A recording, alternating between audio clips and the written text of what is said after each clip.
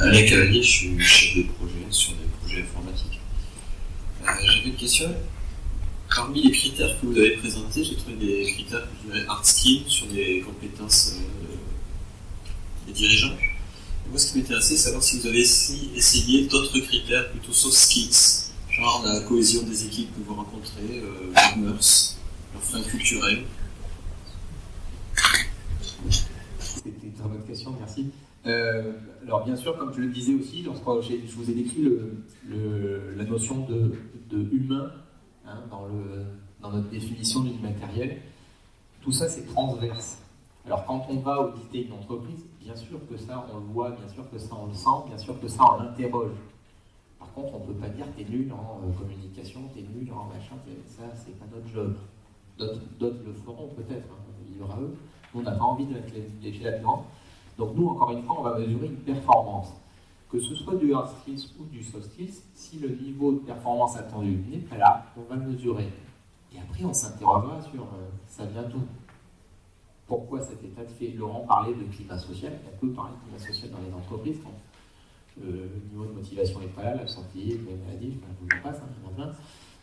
C'est très facile à identifier. Donc nous, on peut interroger sur ça, on peut identifier des pistes de réflexion autour de ça, mais en aucun cas on va se mettre quelque part maître étalon de soft skills ou de hard skills dans une entreprise. C'est pas notre vision. Je voudrais ajouter quelque chose. Souvent dans les entreprises, vous savez, ce qui se passe, c'est que le message ne passe pas. Le chef a décidé un truc, donc on a l'impression que ça suit derrière. Et de là viennent énormément de malentendus, évidemment, et de démotivation. De démotivation, je dirais la principale source de démotivation de l'entreprise, c'est des gens qui sont mal à l'aise, l'esprit d'équipe qui n'est pas là, etc. Et du fait qu'on ne partage pas véritablement sa vision avec apparemment celui du patron, etc. Il y a des malentendus très importants. Voilà. Et on estime comme ça, à travers les exemples que nous avons vus, on estime que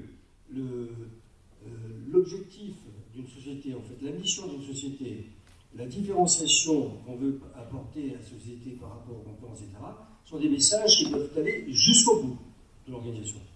C'est-à-dire vraiment aller jusqu'au bout et recueillir éventuellement par effet de feedback les impressions et éventuellement les critiques pour que ce soit des objectifs partagés. C'est très important que tout ceci traverse la totalité de l'organisation. Et si on regarde bien, quand tout ceci est vraiment partagé, en général, tout le monde s'entend à peu près comme il faut. Merci beaucoup. Peut-être une avant-dernière question.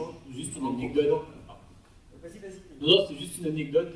J'ai un collègue qui travaille beaucoup dans la Silicon Valley et avec des capital risqueurs.